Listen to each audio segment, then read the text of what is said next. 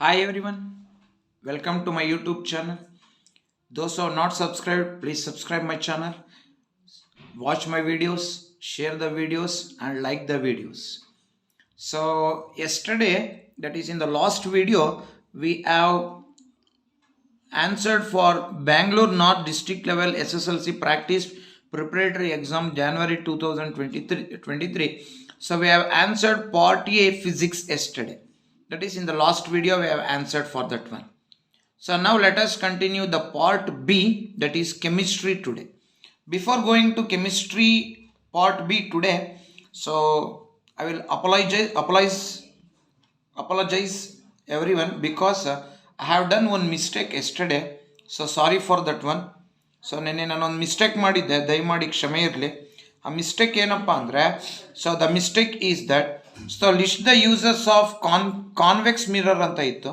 ಈ ಕಾನ್ವೆಕ್ಸ್ ಮಿರರ್ನ ಯೂಸಸ್ನಲ್ಲಿ it is used as a rear view mirror in vehicles ಅಂತ ಬರೆದು ನಾನು ಇಟ್ ಫಾರ್ಮ್ಸ್ ರಿಯಲ್ ಅಂತ ಬರೆದಿದೆ. Sorry, it forms virtual erect and diminished image and we can get wider portion of the backside, wider portion of the area will be covered in convex mirror. ನಾನಲ್ಲಿ ಬರಿಬೇಕಾದ್ರೆ it forms real ಅಂತ ಬರೆದಿದೆ, ದಯಮಾಡಿ ಕ್ಷಮೆ ಇರಲಿ, ಅದು real ಅಲ್ಲ, it is virtual erect and diminished image formation ಆಗುತ್ತೆ convex ಮಿರರ್ನಲ್ಲಿ. ಆದ್ದರಿಂದ ಕಾನ್ವೆಕ್ಸ್ ಮಿರರನ್ನು we are using as a rear view mirror in vehicles. So ದಯಮಾಡಿ ಕ್ಷಮೆ ಇರಲಿ. ಸೊ ಇವತ್ತಿನ ಪಾರ್ಟಲ್ಲಿ ನಾವು we are going to study about part B chemistry. So part B ಕೆಮಿಸ್ಟ್ರಿನಲ್ಲಿ ಇವತ್ತಿನ ಮೊದಲನೇ ಕ್ವಶನ್ ಏನು ಅಂತ ನೋಡೋಣ. ಪಾರ್ಟ್ ಬಿ ಕೆಮಿಸ್ಟ್ರಿನಲ್ಲಿ ಮೊದಲು ನಾವು MCQಗೆ ಹೋಗೋಣ. ಸೊ MCQನಲ್ಲಿ ನೋಡೋದಾದರೆ, ಸೊ ಮೊದಲನೇ MCQ ಏನು ಹೇಳ್ತಾನೆ, an alloy which is made up of iron, nickel and chromium is dash ಅಂತ ಕೇಳಿದ್ದಾನೆ. ಸೊ ಅದಕ್ಕೆ 4 ಆಪ್ಷನ್ ಇದೆ. ಸಾಲ್ಡರು, ಸ್ಟೈನ್ಲೆಸ್ ಸ್ಟೀಲು, ಬ್ರಾಸು, ಬ್ರಾನ್ಸ್ ಅಂತ ಇದೆ. ಸಾಲ್ಡರ್ ಅಂದರೆ ಲೆಡ್ ಅಂಡ್ ಟಿನ್ನು, ಬ್ರಾಸ್ ಅಂದರೆ ಕಾಪರ್ ಅಂಡ್ ಜಿಂಕು, ಬ್ರಾನ್ಸ್ ಅಂದರೆ ಕಾಪರ್ ಅಂಡ್ ಟಿನ್ನು. ಹಾಗಾದರೆ which is N alloy which is made up of iron, nickel and chromium. So option B stainless steel is the right answer for B question, first question, that is 14th question in chemistry. Then 15th question, the acid present in an ant sting is citric acid, oxalic acid, lactic acid, citric acid, lemon, oxalic acid, tomato, lactic acid, curd. Then ಉಳಿದಿದ್ದು ಯಾವುದು, methanoic acid. So what is the name of the acid present in ant sting? That is methanoic acid. So for 15th question, the right answer is option D, methanoic acid. Now let us go for the next 16th question, that is 1 marks question, 7th main. A metal X left in moist air for a long time loses its shiny brown surface and gains a green coat. Name the process responsible for this change and the green colored compound formed ಅಂತ ಇದೆ. So ಇದು X ಅನ್ನುವಂತಹ ಒಂದು metal ಇದೆ. ಅದನ್ನು ನಾವು moist ಏರ್ಗೆ ತುಂಬ long time expose ಮಾಡಿದಾಗ ಅದು ತನ್ನ ಶೈನಿ ಬ್ರೌನ್ ಸರ್ಫೇಸನ್ನು ಲೂಸ್ ಮಾಡಿಕೊಂಡು it gains a green coat. Green ಕೋಟನ್ನು ಅದ್ರ ಮೇಲೆ ಉಂಟಾಗುತ್ತೆ, ಗ್ರೀನ್ ಪ್ಯಾಚಸ್ಸು. ಹಾಗಾದರೆ ಈ ಪ್ರೋಸೆಸ್ಗೆ ಕಾರಣ ಏನು ಒಂದು, ಹಾಗಾದರೆ what is the name of that green coloured compound ಅಂತ ಕೇಳಿದ್ದಾನೆ. So let us answer for the 16th question. So the right answer for this one, a metal X when left in the moist air for a long time loses its shiny brown surface and gains a green coat. Name the process ಅಂತ ಕೇಳಿಯೇನೆ. ಈ ಪ್ರೋಸೆಸ್ಗೆ ನಾವು we have to call it as corrosion. What is the name of the process? The name of the process is called corrosion. Okay, ಹಾಗಾದರೆ process ಯಾವುದು ಅಂತ ಗೊತ್ತಾಯಿತು. ಹಾಗಾದರೆ ಆ green coloured compound ಯಾವುದು ಅಂತ ಕೇಳಿಯೇನೆ. ಇಲ್ಲಿ ಅವನು ಕೊಟ್ಟಿರೋಂತಹ ಎಕ್ಸ್ ಅನ್ನುವಂತಹ ಮೆಟಲ್ ಯಾವುದಪ್ಪ ಅಂದರೆ it is copper. So copper Cu, when exposed to air it will become copper oxide, and this copper oxide when reacts with carbon dioxide present in the atmosphere it forms copper carbonate, and this copper carbonate is dash in color, it is green patches. So copper first oxygen ಜೊತೆಗೆ react ಆಗಿ copper oxide ಆಗುತ್ತೆ. ಈ copper oxide ಅಟ್ಮಾಸ್ಫಿಯರ್ನಲ್ಲಿರೋ carbon dioxide ಜೊತೆಗೆ react ಆಗಿ it forms copper carbonate, and these copper carbonate is a green coloured compound. Therefore, since the copper carbonate is formed, there will be green patches on copper when it is exposed to moist air for a long time. So what is the name of the process? Corrosion. What happens here? The X metal is copper, and this copper when reacts with oxygen, it forms copper oxide. This copper oxide reacts with carbon dioxide present in the atmosphere to form copper carbonate, and this copper carbonate is green colored compound. So this is the answer for 16th question. Now let us move for 17th question. So 17th question ಏನಿದೆ ನೋಡೋಣ. In 17th question he asked, draw a diagram to show electrolysis of water and label the gas liberated ಅಂತ ಕೇಳಿಯಾನೆ. ಇಲ್ಲಿ electrolysis of water ಇದು diagram ಬರೀಬೇಕು, that is diagram part. Then coming to 18th question, write the molecular formula and structural formula of the following carbon compounds, that is cyclopropane, and second one is isobutane. ಒಂದು ಸೈಕ್ಲೋಪ್ರೋಪೇನ್ ಬರೀಬೇಕು, ಇನ್ನೊಂದು ಐಸೋಬ್ಯೂಟೇನ್ ಬರೀಬೇಕು. So ನಾವು let us right the molecular and structural formula of both cyclopropane and isobutane. So first I will write cyclopropane. So cyclo anta bandre general formula CnH2n.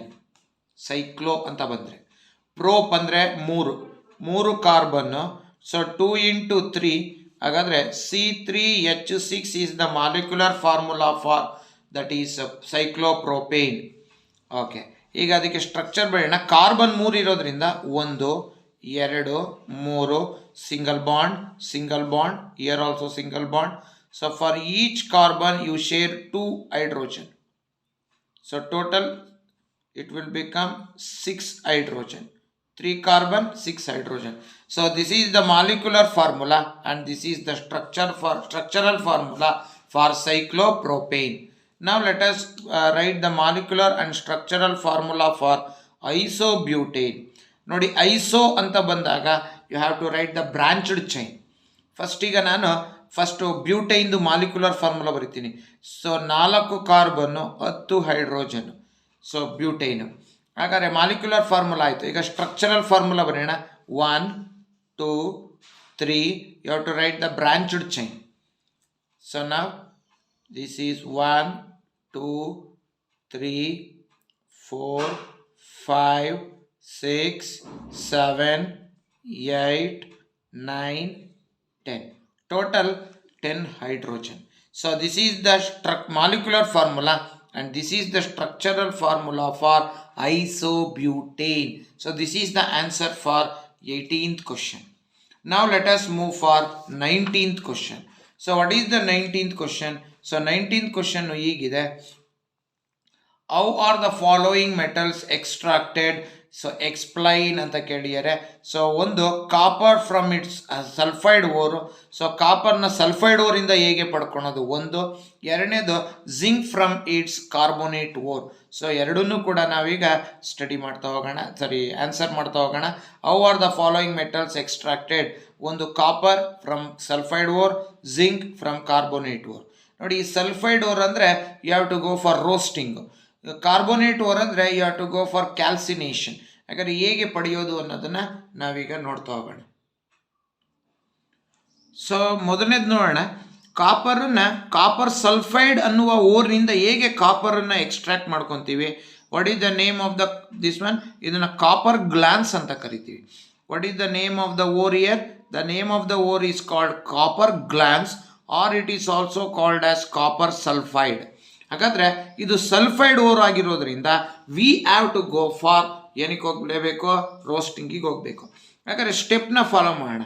Step number 1. So step number 1ನಲ್ಲಿ ಏನು ಮಾಡಬೇಕು? That is concentration of ore. So ಓರನ್ನು concentrate ಮಾಡಬೇಕು. So ಓರನ್ನು concentrate ಮಾಡೋದು ಅಂದ್ರೇನು? So ore contains earthly impurities such as gangue. So earthly impurities ಯಾವ್ಯಾವುದು?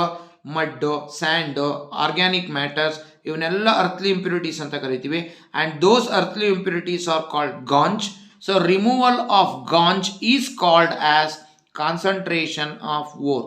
So ಓರ್ನಲ್ಲಿರುವಂತಹ ಅರ್ಥ್ಲಿ ಇಂಪ್ಯೂರಿಟೀಸ್ನ ರಿಮೂವ್ ಮಾಡೋದನ್ನೇ concentration of ore. And concentration of ore is the first step of extracting copper from copper sulphide ore. ಅಲ್ಲಿಗೆ first step ಆಯಿತು. First ಸ್ಟೆಪ್ಪಲ್ಲಿ ಏನು ಮಾಡ್ತೀರಾ? ಓರನ್ನ ಕಾನ್ಸಂಟ್ರೇಟ್ ಮಾಡ್ತೀರಾ. ಓರ್ನ ಕಾನ್ಸಂಟ್ರೇಟ್ ಮಾಡೋದು ಅಂದರೆ so removal of gangue. Gangue ಅಂದರೆ ಏನು? The earthly impurities such as mud, then sand, then organic matter, ಇವನ್ನೆಲ್ಲ ರಿಮೂವ್ ಮಾಡೋದು ಓರಿಂದ. ಇದನ್ನೇ we call it as concentration of ore. Next let us come to step number 2. So step number 2ನಲ್ಲಿ ಏನು ಮಾಡಬೇಕಪ್ಪ ಅಂದರೆ so we have to heat ಯಾವುದನ್ನ? So ಈಗ ಕಾಪರ್ನ ಈಟ್ ಮಾಡಬೇಕು, sorry ಓರ್ನ.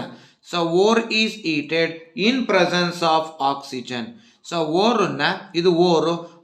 In the step number 2, ore is heated in presence of oxygen.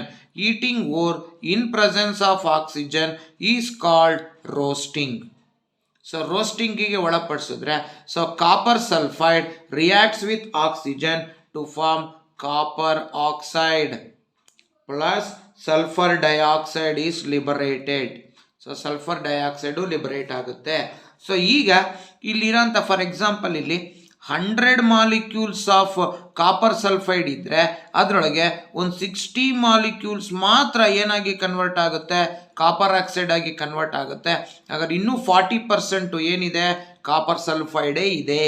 Entire copper sulphide is not converted into copper oxide. For example 100 molecules of ಕಾಪರ್ನಲ್ಲಿ 60 convert ಆದರೆ copper oxide ಆಗಿ ಇನ್ನೂ 40 ಆಗಿ ಉಳ್ಕೊಂಡಿದೆ. So next ಸ್ಟೆಪ್ಗೆ ಹೋಗೋಣ. So ಅದಕ್ಕಿಂತ ಮುಂಚೆ step number 2 repeat ಮಾಡಿ. Copper sulphide when heated in presence of oxygen that is called roasting. It forms copper oxide and liberates a gas called sulphur dioxide. So this is step number 2. Then coming to step number 3. So 3ನೇ ಸ್ಟೆಪ್ಗೆ ಹೋಗೋಣ. ಆ 3ನೇ ಸ್ಟೆಪ್ಪಲ್ಲಿ ಏನು ಮಾಡಬೇಕಪ್ಪ ನೀವು ಅಂದರೆ you have to do auto reduction ಮಾಡಬೇಕು. So auto reduction. ಸೊ ಏನು ಆಟೋ ರಿಡಕ್ಷನ್ ಅಂದರೆ ಸೊ ಅದೇ ಕಾಪರ್ ಏನಿದೆಯೋ ಕಾಪರ್ ಸಲ್ಫೈಡ್ ಓರು ಇನ್ನಿದೆಯಲ್ಲ, ಈ 40% ಕಾಪರ್ ಸಲ್ಫೈಡ್ ಓರ್ ಇದೆಯಲ್ಲ, ಅದು it reacts with copper oxide. Copper oxide. So copper oxide 2Cu2O plus copper sulphide, ಇದು ಓರು, ಇದು ಕಾಪರ್ ಆಕ್ಸೈಡು, ಇಲ್ಲಿ ಫಾರ್ಮೇಷನ್ ಆಗಿದೆಯಲ್ಲ ಅದು. ಸೊ ಎರಡು ಸೇರಿಕೊಂಡು it will become copper and liberate sulfur dioxide. And what the copper we got here, auto reduction ಆಗುತ್ತೆ.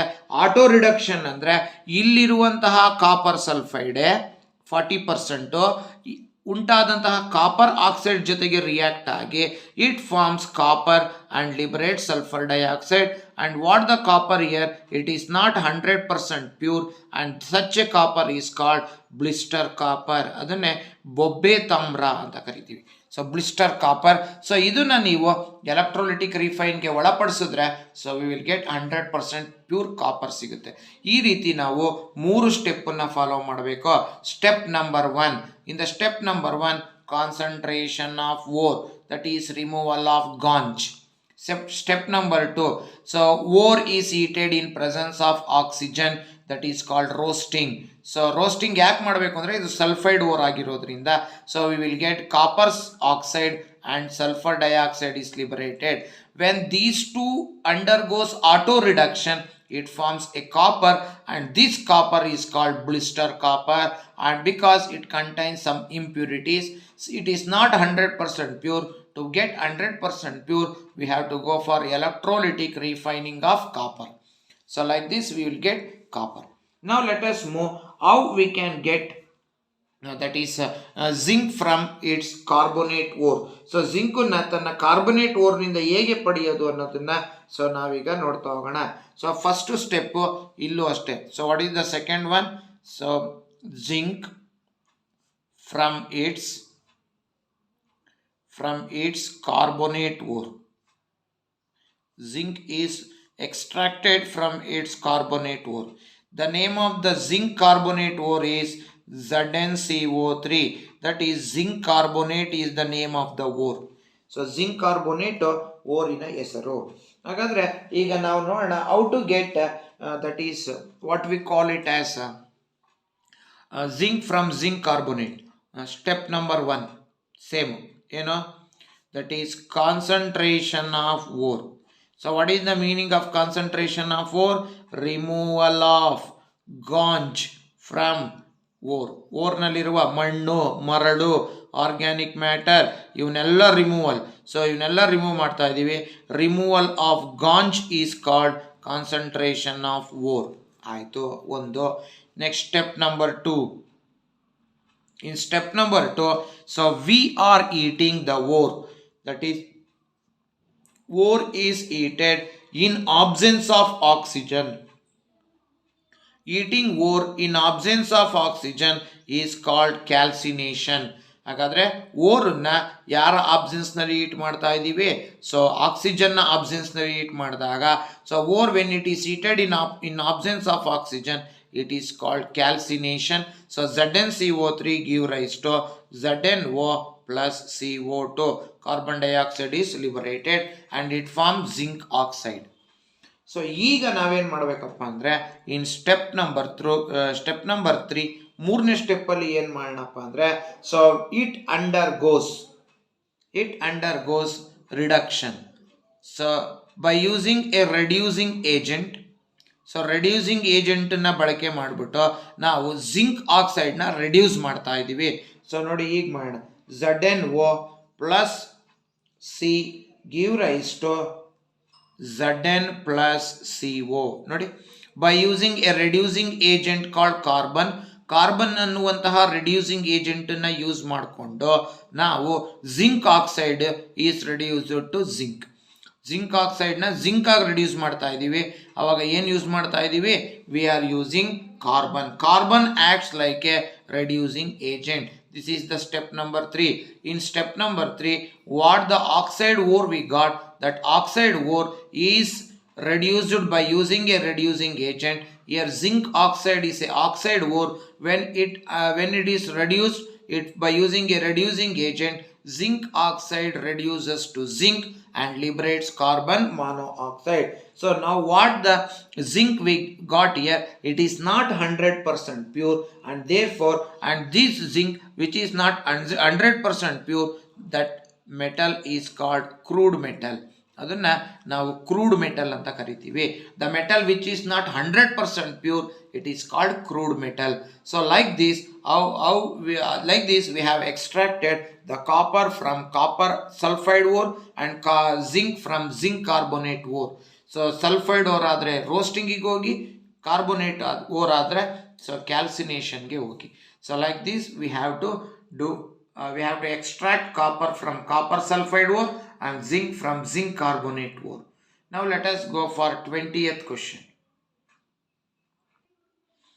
So now let us go for 20th question.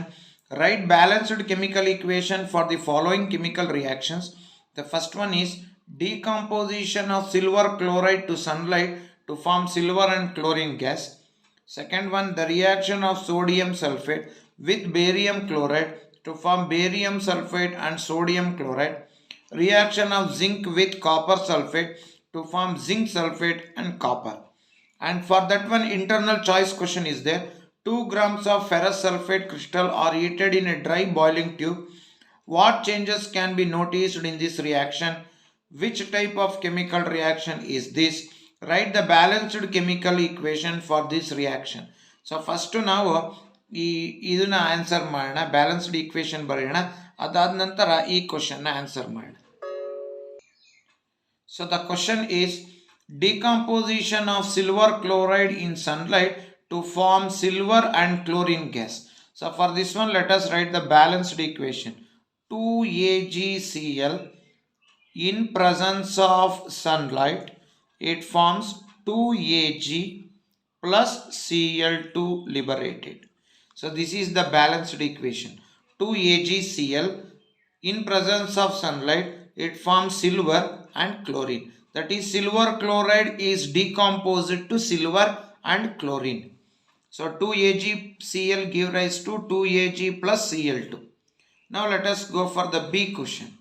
The reaction of sodium sulfate with barium chloride to form a barium sulfate and sodium chloride.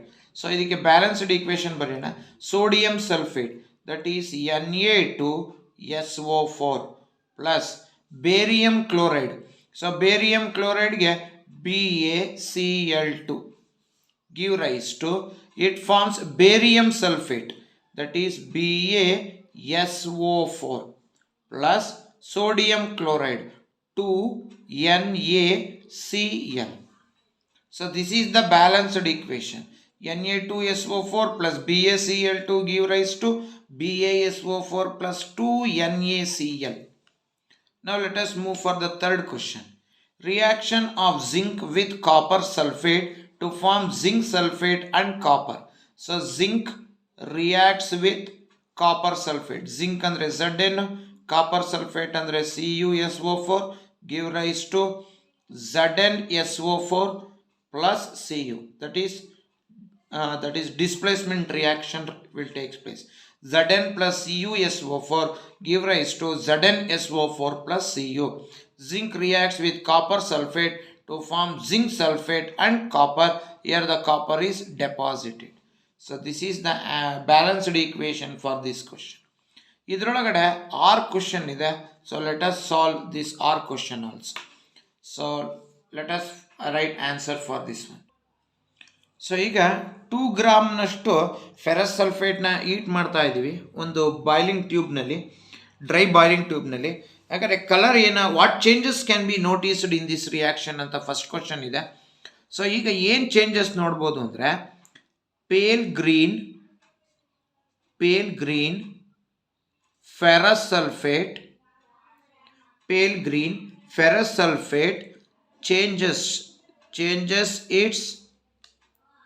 changes its color to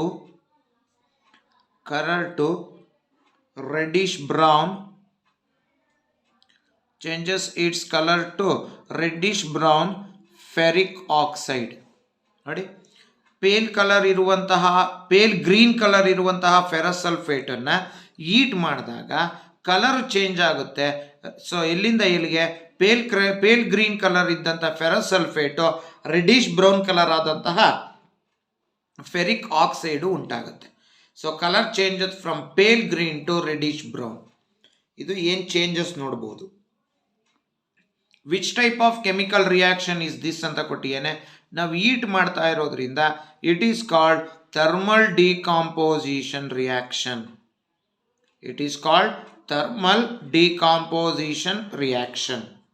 ಇನ್ನು ಮೂರನೇದಕ್ಕೆ ಬರೋಣ. Write the balanced chemical equation ಅಂತ ಕೇಳಿದ್ದೇನೆ. So ಇದಕ್ಕೆ balanced chemical equation ಈಗ ಬರೆಯೋಣ. So 2FeSO4 this is pale green in colour. When it is heated it forms Fe2O3 plus SO2 plus SO3. It forms when ferrous sulfate is heated, so it forms ferric oxide, sulfur dioxide and sulfur trioxide is liberated. So ಇಲ್ಲಿ ಇದು pale green. Ferrous sulfate is pale green in color, but ferric oxide is reddish brown in color. Agar color changes from pale green to reddish brown, and two gases are liberated here. These two are toxic gases. ಒಂದು sulphur dioxide, ಇನ್ನೊಂದು sulphur trioxide. ಇದು sulphur dioxide ಅಥವಾ sulphur trioxide ಅಂತ ಹೇಗೆ ಗೊತ್ತಾಗುತ್ತೆ? By there characteristic smell. So ಅದರ ಸ್ಮೆಲ್ಲಿಂದ ನಮಗೆ ಗೊತ್ತಾಗುತ್ತೆ. ಬೈ ಇಟ್ಸ್ ಕ್ಯಾರೆಕ್ಟರಿಸ್ಟಿಕ್ ಸ್ಮೆಲ್ ಅಂತ ಕರಿತೀವಿ. ಅದರ ಕ್ಯಾರೆಕ್ಟರಿಸ್ಟಿಕ್ ಸ್ಮೆಲ್ಲಿಂದ ಗೊತ್ತಾಗುತ್ತೆ. Liberated gas is sulphur dioxide and sulphur trioxide. Now let us move for 21st question. So let us answer for the 21st. A part of the periodic table is given below. Observe the table and answer the following questions. So ಇದು second ಪೀರಿಯಡ್ಗೆ ಬರುವಂತಹ elements, ಇದು third ಪೀರಿಯಡ್ಗೆ ಬರುವಂತಹ elements, ಇದು first group, ಇದು second group, ಇದು 14th group, ಇದು 15th group, ಇದು 18th group. ಈಗ ನಾವು ನೋಡಬೇಕು, ದಟ್ ಈಸ್ ಮೊದಲನೇ ಕ್ವಶನ್ ನೋಡೋಣ. Name the element that has a valency +2. So +2 ಇರುವಂಥ ವೇಲೆನ್ಸಿ ಇರುವಂತಹ ಎಲಿಮೆಂಟ್ ಯಾವುದು ಅಂತ ಕೇಳಿದ್ದೇನೆ. ಸೊ ಇಷ್ಟರಲ್ಲಿ ಹುಡುಕೋದಾದರೆ ನೋಡಿ, ಮೊದಲನೇ ಗ್ರೂಪ್ಗೆ ಬರುವಂತಹ ಎಲಿಮೆಂಟಿನ ವೇಲೆನ್ಸಿ 1, ಎರಡನೇ ಗ್ರೂಪಿಗೆ ಬರುವಂತಹ ಎಲಿಮೆಂಟಿನ ವೇಲೆನ್ಸಿ 2. ಹಾಗಾದರೆ ಎರಡನೇ ಗ್ರೂಪಲ್ಲಿ ಯಾರಿದ್ದಾರೆ ನೋಡಿ, ಸೊ ಬಿ ಇದೆ. ಸೊ ಆದ್ದರಿಂದ ಮೊದಲನೇ ಕ್ವಶನ್ಗೆ name the element that has a valency +2. So for a question the right answer is that is element B. Okay, then coming to the second B question. Among the elements B and D, which one has greater atomic size and why ಅಂತ ಕೇಳಿಯಾನೆ. ನೋಡಿ, B ಇಲ್ಲಿದೆ, D ಇಲ್ಲಿದೆ. As we move across the period, atomic size decreases. So ಈಗ ಹೋಗ್ತಾ ಹೋಗ್ತಾ atomic size ಕಡಿಮೆ ಆಗ್ತಾ ಹೋಗುತ್ತೆ. ಹಾಗಾದರೆ among B and D which has more atomic size. So ಇವೆರಡರಲ್ಲಿ ನೋಡಿದ್ರೆ ಈಗ ಹೋಗ್ತಾ ಕಡಿಮೆ ಆಗ್ತಾ ಇದೆ ಅಂದರೆ ಡಿದು ಅಟಾಮಿಕ್ ಸೈಜು ಕಡಿಮೆ ಇದೆ, ಬಿದು ಅಟಾಮಿಕ್ ಸೈಜು ಜಾಸ್ತಿ ಇದೆ. ಜೊತೆಗೆ ವೈ ಅಂತ ಕೇಳಿದ್ದಾನೆ. ಸೊ ಇದಕ್ಕೆ ಆನ್ಸರ್ ಮಾಡೋಣ ಏನಂತ. ಸೊ ಬಿ ಆ್ಯಸ್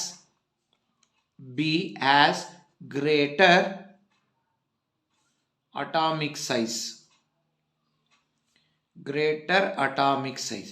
ವೈ ಅಂತ ಕೇಳಿದ್ದಾನೆ, ಅದಕ್ಕೆ ರೀಸನ್ ಬರೆಯೋಣ. Because as we move across the period number of valence electrons increases and hence nuclear force also increases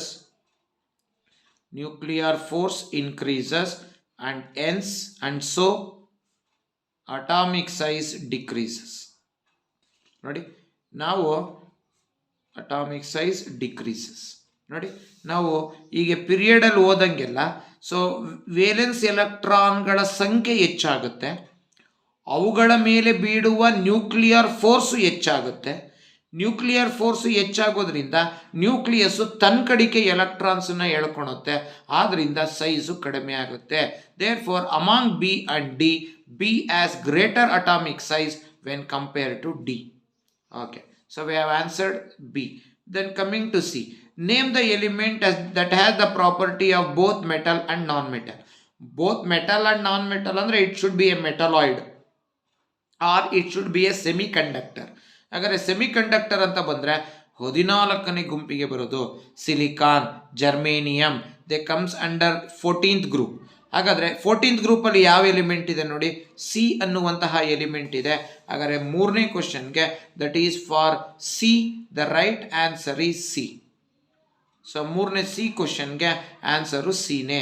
ಯಾಕೆಂದರೆ ಸಿ ಅನ್ನುವಂತಹ ಎಲಿಮೆಂಟು 14ನೇ ಗ್ರೂಪಲ್ಲಿರೋದ್ರಿಂದ 14ನೇ ಗ್ರೂಪಿನ elements they are metalloids, that is they are semiconductor.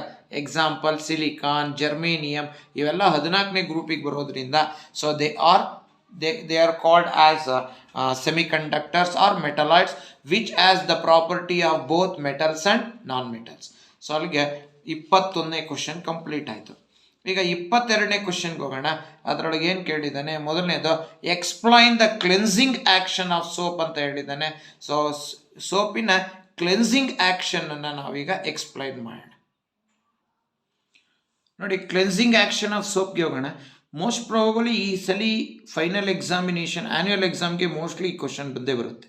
Cleansing action of soap ಇಲ್ಲಿ 3 ಸ್ಟೆಪ್ನ follow ಮಾಡಬೇಕು. Cleansing action of soap ಅಂತ ಕೇಳಿದ್ರೆ ಮೊದಲನೇದು ಒಂದು ಸೋಪ್ ಮಾಲಿಕ್ಯೂಲ್ ಅಂದರೆ ಹೇಗಿರುತ್ತೆ ಅಂತ ಎಕ್ಸ್ಪ್ಲೈನ್ ಮಾಡಬೇಕು.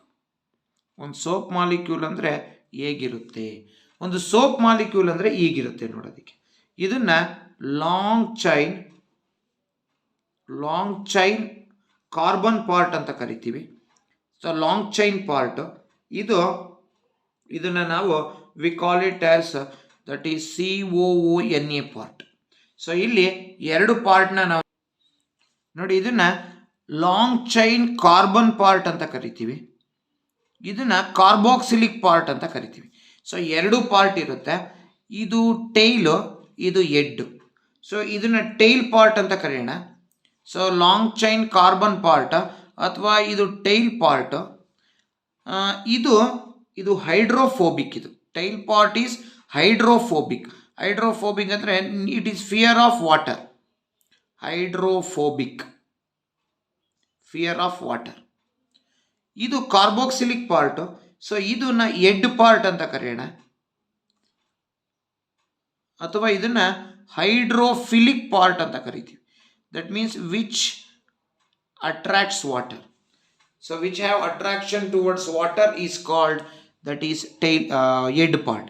ನೋಡಿ, ಫಸ್ಟು ನೀವು ಬರೀಬೇಕಾದ್ರೆ ಕ್ಲೆನ್ಸಿಂಗ್ ಆ್ಯಕ್ಷನ್ ಆಫ್ ಸೋಪಲ್ಲಿ ಮೊದಲನೇ ಪಾಯಿಂಟಲ್ಲಿ ಒಂದು ಸೋಪ್ ಮಾಲಿಕ್ಯೂಲ್ ಬಗ್ಗೆ ಎಕ್ಸ್ಪ್ಲೈನ್ ಮಾಡಬೇಕು ನೀವು. ಏನು? So long chain carbon part ಇದೆ, ಅದನ್ನು ಟೈಲ್ ಅಂತೀವಿ, ಟೈಲ್ ಪಾರ್ಟ್ ಅಂತ ಕರಿತೀವಿ. The tail part is hydrophobic, that is it is fear of water. ಎರಡನೇ ಪಾರ್ಟನ್ನು ನಾವು ಎಡ್ ಪಾರ್ಟ್ ಅಂತ ಕರಿತೀವಿ. ಸೊ ಆ ಎಡ್ ಪಾರ್ಟು ಕಾರ್ಬಾಕ್ಸಿಲಿಕ್ ಪಾರ್ಟು, ಅದನ್ನು ಹೈಡ್ರೋಫಿಲಿಕ್ ಪಾರ್ಟ್ ಅಂತ ಕರಿತೀವಿ. Which has attraction towards water. ಯಾರು ವಾಟರ್ನ ಅಟ್ರಾಕ್ಟ್ ಮಾಡುತ್ತೋ ಅದನ್ನು ಹೈಡ್ರೋಫಿಲಿಕ್ ಅಂತ ಕರಿತೀವಿ. ಯಾರು ವಾಟರ್ನ ರಿಪಲ್ ಮಾಡುತ್ತೋ ಅಥವಾ ವಾಟರ್ನಿಂದ ದೂರ ಹೋಗುತ್ತೋ ಅದನ್ನು ಹೈಡ್ರೋಫೋಬಿಕ್ ಪಾರ್ಟ್ ಅಂತ ಕರಿತೀವಿ. ಇದು ಫಸ್ಟ್ ಪಾರ್ಟ್ ಆಯಿತು. ಫಸ್ಟು ಸ್ಟೆಪ್ಪು, ಇದನ್ನು ಫಸ್ಟ್ ಪಾಯಿಂಟ್, ಇದನ್ನು ಎಕ್ಸ್ಪ್ಲೈನ್ ಮಾಡಬೇಕು ನೀವು. ಇನ್ನು ಎರಡನೇ ಪಾಯಿಂಟಿಗೆ ಬರೋಣ. So soap molecules are arranged. Soap molecules are arranged in one pattern. Soap molecules are arranged in one pattern such a way that all tile parts, all tile gets attached to dirt, and all its faces outwards, called, this structure is called as micellae.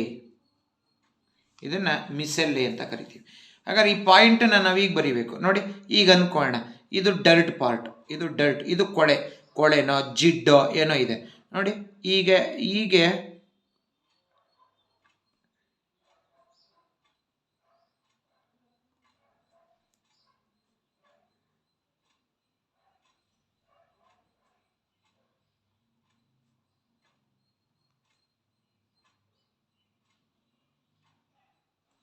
ನೋಡಿ, observe ಮಾಡಿ, ಎಲ್ಲ tail part, all the tail part will be stick to the dirt. ಮತ್ತು ಎಲ್ಲ head part ನೋಡಿ, head part ಎಲ್ಲ dust ಪಾರ್ಟಿಕಲ್ಸಿಂದ ದೂರ ಇದೆ ಅಂತ, ಅಥವಾ it is towards water and tail part is towards dirt or away from the water. So ಈ ರೀತಿ ಅರೇಂಜ್ಮೆಂಟಿಗೆ ನಾವು ಮಿಸೆಲ್ಲೆ ಅಂತ ಕರಿತೀವಿ. ಸೊ ಈ ರೀತಿ ಅರೇಂಜ್ ಆಗುತ್ತೆ. ಇದು ಎರಡನೇ ಪಾಯಿಂಟ್. ಇನ್ನು ನಾವು ಮೂರನೇ ಪಾಯಿಂಟಿಗೆ ಬರೋಣ. ಸೊ ಥರ್ಡ್ ಪಾಯಿಂಟಿಗೆ ಬಂದರೆ ಹೀಗೆ ಬರೀಬೇಕು. ಏನು?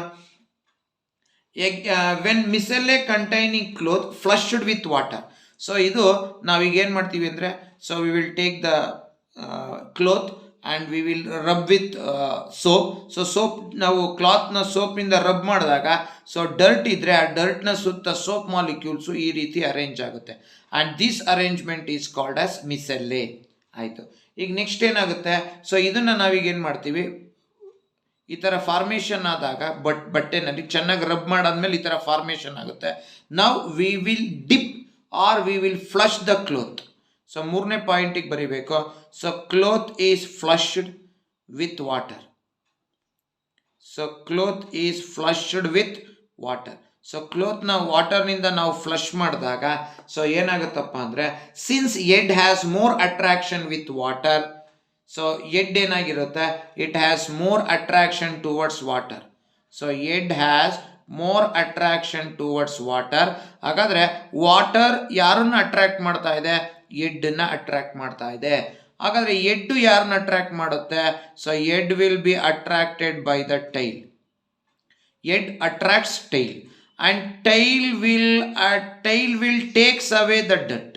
ಸೊ ಟೈಲ್ ಏನು ಮಾಡುತ್ತೆ? ಡರ್ಟನ್ನ ತನ್ನ ಜೊತೆಗೆ ಎಳ್ಕೊಳುತ್ತೆ. ನೋಡಿ, head has attraction towards water, therefore head move towards water. As the head moves, head is attached to tail. As the head moves, tail also moves. As the tail moves, tail is attached to dirt also moves. So ಈ ರೀತಿ ಬಟ್ಟೆನಲ್ಲಿರುವಂತಹ ಕೊಳೆ ಏನಾಗುತ್ತೆ? Remove ಆಗುತ್ತೆ. So ಈ ರೀತಿ ನೀವು 3 ಸ್ಟೆಪ್ಪನ್ನು ಬರೀಬೇಕು. So ಇಲ್ಲಿ ಏನು ಮಾಡಬೇಕು? So it is the cloth is rubbed with soap. When it is rubbed with soap, the cloth is, after rubbing with cloth, the soap molecules will be arranged around the around the dirt as shown in the figure. ಇದನ್ನೇ ಮಿಸೆಲ್ಲೆ ಅಂತ ಕರಿತೀವಿ. ಹಾಗಾದರೆ ಕ್ಲೋತನ್ನು next flush ಮಾಡ್ತೀವಿ ವಾಟರಿಂದ. When cloth is flushed with water, so we know that water is attracts, the head will attracts the water. As the head attracts the water takes away the head. As water takes away the head takes away tail, then tail takes away dirt. Like this, from the clothes, the dirt is removed with the help of soap. This action is called cleansing action of soap. So, ಈ ರೀತಿ ನಾವು cleansing action of soap ಬಗ್ಗೆ ನೋಡಬೇಕು. So, now let us go for the next one. In that only 20 only. Write the electron dot structure of the following. ಒಂದು carbon dioxide, ಎರಡನೇದು ethene ಬರೀಬೇಕು. ಇಲ್ಲೂ ಕೂಡ ಇಂಟರ್ನಲ್ ಚಾಯ್ಸ್ ಇದೆ. Write the differences between saturated and unsaturated. Write the structure of propanone and name the functional group present in it. So ಇದನ್ನು ನಾವೀಗ answer ಮಾಡೋಣ. First carbon dioxide ಮತ್ತು ಈಥೀನ್ದು ಸೊ ಎಲೆಕ್ಟ್ರಾನ್ ಡಾಟ್ ಸ್ಟ್ರಕ್ಚರ್ನ ಬರೆಯೋಣ. ಸೊ ಫಸ್ಟು ಕಾರ್ಬನ್ ಡೈಆಕ್ಸೈಡ್ನ ಬರೆಯೋಣ. So carbon, ಈ ಕಡೆ ಒಂದು ಆಕ್ಸಿಜನ್, ಈ ಕಡೆ ಒಂದು ಆಕ್ಸಿಜನ್. ಯಾಕೆಂದರೆ ಕಾರ್ಬನ್ ಅಂತ ಬಂದಾಗ CO2. So carbon, so it has 1 2 3 4 valence electron. Then oxygen 1 2 3 4 5 6. Here also 1 2 3 4 5 6. So this, to get octet structure, ಈ ಆಕ್ಸಿಜನ್ಗೆ ಇಟ್ ವಿಲ್ ಶೇರ್ 2 ಎಲೆಕ್ಟ್ರಾನ್ಸ್. ಏಕೆಂತ ನನ್ನ ಹತ್ರ 6 ಇದೆ, ಇನ್ನು 2 ಎಲೆಕ್ಟ್ರಾನ್ನ ಶೇರ್ ಮಾಡ್ಕೊಳುತ್ತೆ. ಅದೇ ಥರ ಇದು ಅಷ್ಟೇ, it will share 2. So carbon ಹತ್ರ 4 ಇದೆ. ಸೊ ಈ ಆಕ್ಟೆಟ್ ಆಗಬೇಕು ಅಂದರೆ 8 ಬೇಕು. ಸೊ ಅದೇನು ಮಾಡುತ್ತೆ? ಈ ಆಕ್ಸಿಜನ್ನ 2, ಈ ಆಕ್ಸಿಜನ್ನ 2 ಎಲೆಕ್ಟ್ರಾನ್ಗಳನ್ನು ತನ್ನ ಜೊತೆಗೆ ಶೇರ್ ಮಾಡ್ಕೊಳುತ್ತೆ. So this is the electron dot structure for carbon dioxide. Okay, ಇದಾದಮೇಲೆ ಈಥೀನ್ಗೆ ಬರೆಯೋಣ. ಈಥೀನ್ ಜನರಲ್ ಫಾರ್ಮುಲಾ CnH2n, ಯಾಕೆಂದರೆ EN ಇರೋದ್ರಿಂದ. ಎತ್ ಅಂದರೆ 2 carbon. So C2H2 2s. So that will become C2H4. So 2 carbon, next 4 hydrogen ಬರೀಬೇಕು. ಸೊ ಇಲ್ಲಿ EN ಇರೋದ್ರಿಂದ ನಾವು ಹೀಗೆ ಬರೆಯೋಣ. 1 2 ಕಾರ್ಬನ್ ಬರ್ದೇನ. ಈಗ ಎಷ್ಟು ಬರೀಬೇಕು? Hydrogen 4. So here 1 hydrogen, year 1 hydrogen. So here 1 hydrogen, year 1 hydrogen. So ಇವನ ಹತ್ರ 1 ಎಲೆಕ್ಟ್ರಾನು, ಇವನ ಹತ್ರ 1. ಸೊ ಇವನ ಹತ್ರ 1, ಇವನ ಹತ್ರ 1. ಸೊ ಅಲ್ಲಿಗೆ ಇವನ್ನ ಶೇರ್ ಮಾಡ್ಕೊಳೋದಾದರೆ ಸೊ ನಾವು ಅದನ್ನು ಹೀಗೆ ಬರ್ಕೊಳ್ಳೋಣ. ಸೊ ಇವನ ಹತ್ರ 1, ಸೊ ಇವನ ಹತ್ರ 1. ಸೊ ಈ ಏನು ಮಾಡುತ್ತೆ? ಹೈಡ್ರೋಜನ್ನು ಸೊ 1 ಎಲೆಕ್ಟ್ರಾನ್ನ ಶೇರ್ ಮಾಡ್ಕೊಳುತ್ತೆ. ಈ ಹೈಡ್ರೋಜನ್ನು 1 ಎಲೆಕ್ಟ್ರಾನ್ನ ಶೇರ್ ಮಾಡ್ಕೊಂಡು ಸ್ಟೇಬಲ್ ಆಯಿತು. ಸೊ ಇದು ಅಷ್ಟೇ, 1 ಎಲೆಕ್ಟ್ರಾನ್ನ ಹೇಳ್ಕೊಂಡು ಸ್ಟೇಬಲ್ ಆಯಿತು. ಸೊ ಇದು ಕೂಡ ಇಟ್ ವಿಲ್ ಬಿಕಮ್ ಸ್ಟೇಬಲ್ ಆಯಿತು. ಇನ್ನು ಈ ಕಾರ್ಬನ್ ಹತ್ರ ಎಷ್ಟಿದೆ ನೋಡಿ? 1 2 3 4. ನೆಕ್ಸ್ಟ್ ಈ ಕಾರ್ಬನ್ 1 2 3 4. ಓಕೆ, ಈಗ ಹೈಡ್ರೋಜನ್ ಎಲ್ಲ ಫಿಲ್ ಆಯಿತು. ಈಗ ನಾವು we have to fill the ಕಾರ್ಬನ್ನ ಫಿಲ್ ಮಾಡ್ತಾ ಹೋಗೋಣ. ಸೊ ನೋಡಿ, ಇಲ್ಲಿಂದ ತೊಗೊತೀನಿ. 2 4 6 8. 2 4 6 8. ನೆಕ್ಸ್ಟ್ ಈ ಕಾರ್ಬನ್ಗೆ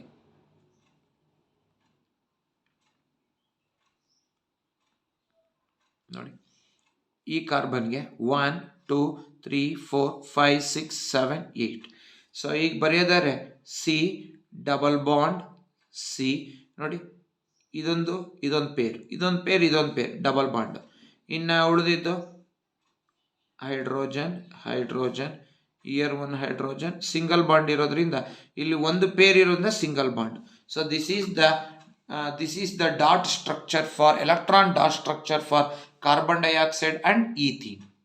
Now let us answer for the next question, that is write the differences between saturated and unsaturated hydrocarbon, and the second one, write the structure of propanol and name the following functional group present in it. So idrolage first A question na answer ಮಾಡಿ. So let us answer for A question. So A question ಏನಿದೆ, write the difference between saturated hydrocarbon and unsaturated hydrocarbon. So ಮೊದಲನೇದು ಈಗ ನಾವು list ಮಾಡ್ತಾ ಹೋಗೋಣ. Saturated ಒಂದು ಕಡೆ, unsaturated ಒಂದು ಕಡೆ ಲಿಸ್ಟ್ ಮಾಡ್ತಾ ಹೋಗೋಣ. ಸೊ ಸ್ಯಾಚುರೇಟೆಡಿಗೆ ಬಂದರೆ ಇಟ್ ಹ್ಯಾಸ್ ಸಿಂಗಲ್ ಬಾಂಡ್. ಇನ್ನು ಅನ್ಸ್ಯಾಚುರೇಟೆಡಿಗೆ ಬಂದರೆ it has double or triple bond. ಇದು first difference. Second, saturated less reactive, unsaturated more reactive. Then third one, saturated hydrocarbon undergoes substitution reaction.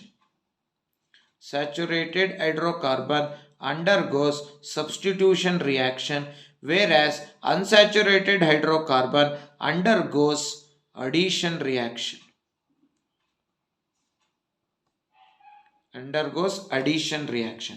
So saturated single bond, unsaturated double or triple bond, saturated less reactive, unsaturated more reactive, saturated undergoes substitution reaction, whereas unsaturated hydrocarbon undergoes addition reaction.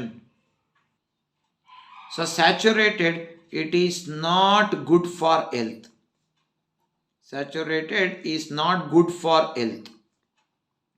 For example, dalda or vanaspati.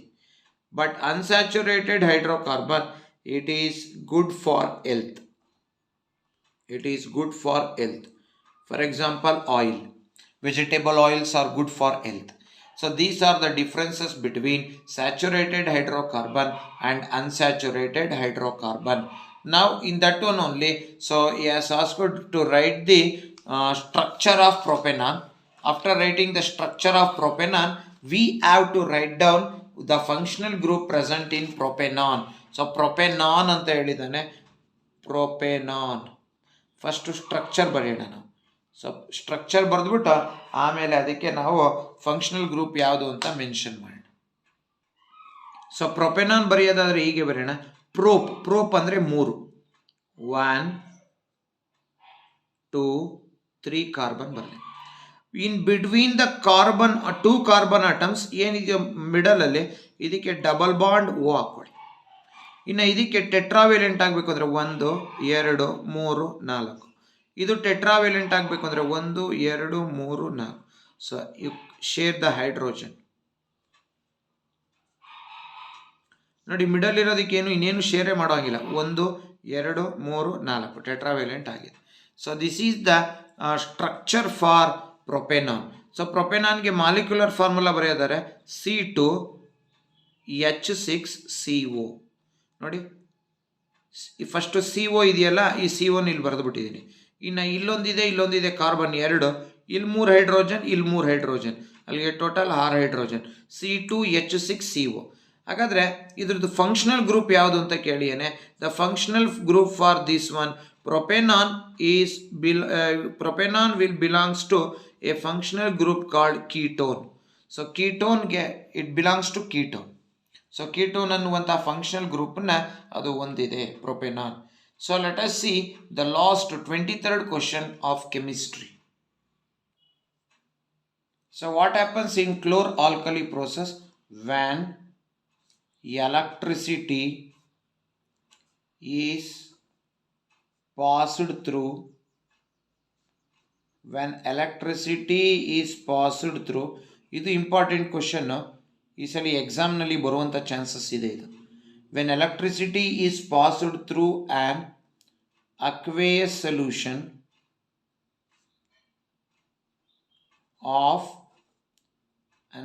solution of sodium chloride, and this aqueous solution of sodium chloride is called brine solution. ಇದನ್ನ ನಾವು brain solution ಅಂತ ಕರಿತೀವಿ. Solution it decomposes, it ಅಂದರೆ sodium chloride, ನೋಡಿ ಇಲ್ಲಿ aqueous ಅಂತ ಬಳಸ್ಬಿಟ್ಟಿದ್ದೀನಿ, ಅದರಲ್ಲಿ ವಾಟರ್ ಇದೆ ಅಂತ. It decomposes to form sodium hydroxide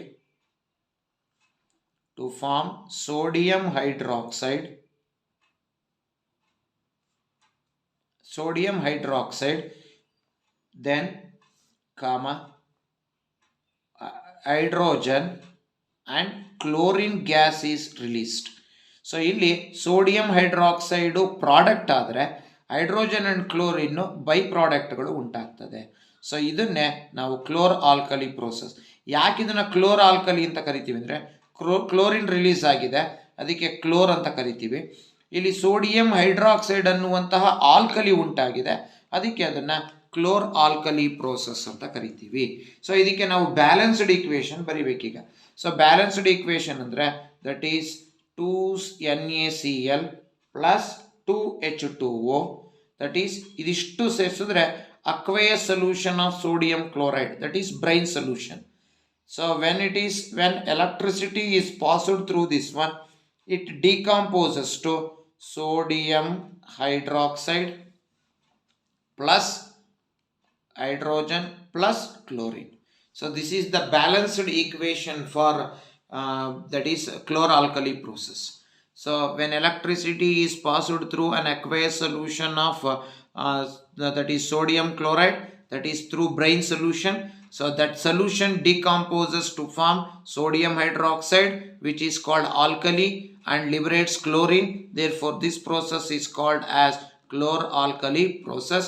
Balanced equation 2NaCl plus 2H2O, this is the brine solution. When electricity is passed, it forms 2NaOH, that is sodium hydroxide, and liberates hydrogen and chlorine. ಈಗ ನಾವು ಇಲ್ಲಿ ಏನೇನು product ಮತ್ತು by product ಉಂಟಾಯ್ತೋ ಆ product ಮತ್ತು by ಪ್ರಾಡಕ್ಟನ್ನು ಯೂಸಸ್ನ ಬರಿತಾ ಹೋಗೋಣ. ಮೊದಲನೇದು ಪ್ರಾಡಕ್ಟ್ ಈಸ್ ಸೋಡಿಯಂ ಹೈಡ್ರಾಕ್ಸೈಡ್. ಹಾಗಾದರೆ ಸೋಡಿಯಂ ಹೈಡ್ರಾಕ್ಸೈಡ್ನ ಕೆಲಸ ಏನಪ್ಪ ಅಂದರೆ, so sodium hydroxide it is used in degreasing metals. So ಮೆಟಲ್ಗಳನ್ನು ಡಿಗ್ರೀಸಿಂಗ್ ಮಾಡೋಕ್ಕೆ ಬಳಸ್ತೀವಿ. ಸೊ ಡಿಗ್ರೀಸಿಂಗ್ ಮೆಟಲ್ಸ್ ಒಂದು. ಎರಡನೇದು it is used in soap and it is used to make soaps and detergents. ಅಂದರೆ ಸೋಪ್ ಮತ್ತು ಡಿಟರ್ಜೆಂಟ್ ಫ್ಯಾಕ್ಟ್ರಿಗಳಲ್ಲಿ ಇದನ್ನು ನಾವು ಬಳಕೆ ಮಾಡ್ತೀವಿ. And not only soaps and detergent, even sodium hydroxide is used in paper making. So these are the uses of sodium hydroxide. It is used in degreasing metals. Second one, manufacture of soap, detergents and paper. Then coming to hydrogen, ನೋಡಿ ಇಲ್ಲಿ observe ಮಾಡಿ, hydrogen ಯಾವಾಗಲೂ cathode ಹತ್ರ release ಆಗುತ್ತೆ. Hydrogen is released at cathode. ಎಕ್ಸಾಮ್ನಲ್ಲಿ ಈಗೂ question ಕೇಳ್ಬೋದು. So ಕ್ಯಾಥೋಡ್ನ ಹತ್ರ ರಿಲೀಸ್ ಆಗುವಂತಹ ಗ್ಯಾಸಿನ ಯೂಸಸ್ ಬರೀನಿ ಅಂತಾನೆ, ಹಂಗಂದರೆ ಅದು ಹೈಡ್ರೋಜನ್ ಅಂತ ಅರ್ಥ. Because dash is collected at cathode hydrogen. ಹಾಗಾದ್ರೆ ಈಗ ಹೈಡ್ರೋಜನ್ ಯೂಸ್ನ ಬರೆಯೋಣ. So hydrogen is used as a fuel. So ಅದನ್ನು ಫ್ಯೂಯಲ್ ಆಗಿ ಬಳಸ್ತೀವಿ ಒಂದು. ಎರಡನೇದು it is used in the manufacture of margarine. Margarine ಅಂದರೆ that is artificial ghee. Artificial ghee ಅಂದರೆ ಡಾಲ್ಡಾ. ಸೊ ಡಾಲ್ಡಾ ತಯಾರು ಮಾಡ್ಬೇಕಾದ್ರೆ ಹೈಡ್ರೋಜಿನೇಷನ್ ಮಾಡ್ತೀವಲ್ಲ, ಅಲ್ಲಿ ನಾವು ಹೈಡ್ರೋಜನ್ನ ಬಳಸ್ತೀವಿ. ಎರಡು. And it is used in the manufacture of ammonia for fertilisers. So ammonia ಅಂದರೆ ಫರ್ಟಿಲೈಸರ್ಸ್ನ ತಯಾರು ಮಾಡೋದಕ್ಕೆ ಹೈಡ್ರೋಜನ್ನು ಕೂಡ ನಾವು ಬಳಕೆ ಮಾಡ್ತೀವಿ. So these are the 3 uses of hydrogen which is collected at cathode. ಒಂದು, it is used as a fuel. ಎರಡನೇದು it is used in the manufacture of margarine and it is used in the manufacture ammonia for fertilisers. ಇನ್ನು which is the name of the gas that is collected at at anode. Anode ಹತ್ರ collect ಆಗೋದು chlorine gas. ಆಯಿತು, ಹಾಗಾದರೆ ಆ್ಯನೋಡ್ನ uses ಏನೇನು ಅಂತ ಕೇಳಿದ್ದಾನೆ. ಕ್ಲೋರಿನ್ನ uses ಏನೇನು ಅಂತ ಬರೆಯೋದಾದರೆ, so ಕ್ಲೋರಿನ್ನ use ಹೀಗೆ ಬರೆಯೋಣ. It is used in water treatment, that is disinfectant ಆಗಿ ಬಳಸ್ತೀವಿ. So first use of chlorine is it is used in water treatment ಒಂದು. ಎರಡನೇದು it is used in swimming pools to kill the bacteria. So swimming ಪೂಲ್ಸಲ್ಲಿ ವಾಟರ್ನಲ್ಲಿ ಬಳಸ್ತೀವಿ. ಮೂರನೇದು it is used in the manufacture of CFC, chlorofluorocarbon. ನಾಲ್ಕನೇದಕ್ಕೆ ಬಂದರೆ it is used in the manufacture of pesticides. So pesticides ಜೊತೆಗೆ it is used in making PVC, that is polyvinyl chloride, plastic ಪೈಪ್ಗಳು. So ಇವನ್ನ ತಯಾರು ಮಾಡೋದಕ್ಕೆ ಬಳಕೆ ಮಾಡ್ತೀವಿ.